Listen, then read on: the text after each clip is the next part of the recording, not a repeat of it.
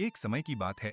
एक धूप से भरे हरे भरे मैदान में एक दयालु माँ कुतिया ने अपने 3 चंचल छोटे बच्चों पर्सी, पिप्पा और पीटर से कहा कि अब समय आ गया है कि वे अपने अपने घर बनाएं और दुनिया में अपनी राह खुद चुनें।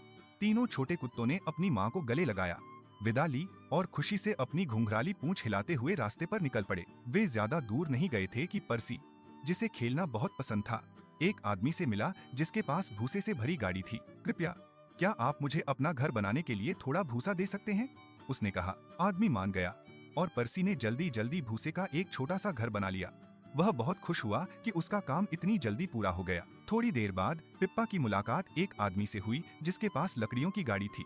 कृपया, क्या मुझे अपने घर के लिए कुछ लकड़ियां मिल सकती हैं? उसने विनम्रता से पूछा। आदमी ने हाँ कहा और पिप्पा ने ध्यान से लकड़ी का एक मजबूत सा घर बनाया। वह अपने काम को देखकर गर्व महसूस करने लगी। इस बीच समझदार पीटर अकेला आगे बढ़ता रहा। उसकी मुलाकात एक आदमी से हुई जिसके पास मजबूत ईंटों की गाड़ी थी। कृपया, क्या मुझे अपने घर के लिए कुछ ईंटें मिल सकती हैं? पीटर ने पूछा। एक सुबह एक बड़ा और भूखा भेड़िया वहाँ से गुजर रहा था।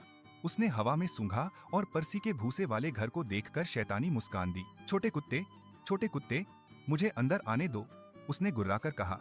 डरते हुए पर्सी ने जवाब दिया। नहीं नहीं, मेरी ठुड्डी के बालों की कसम, भेड़िया बोला। तो मैं फूंक मारूंगा, मैं जोर से फूंक मारूंगा और तुम्हारा घर गिरा दूंगा। और उसने सच में ऐसा ही किया। भूसे का घर उड़ गया।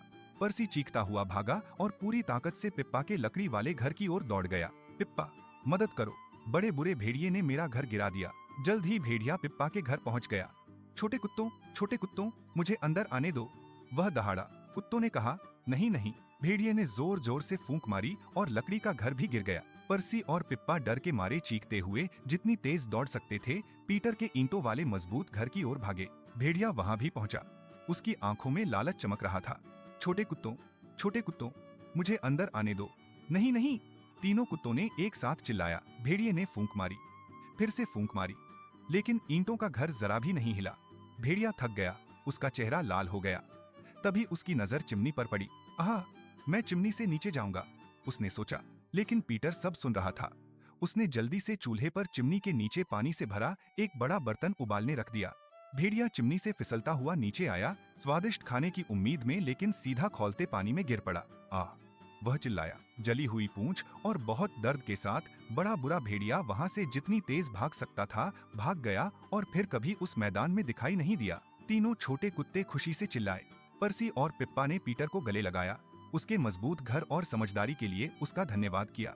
उस दिन के बाद वे सभी पीटर के ईंटों वाले मजबूत घर में खुशी और सुरक्षा से रहने लगे और उन्होंने मेहनत, योजना और हार न मानने की कीमत समझ ली।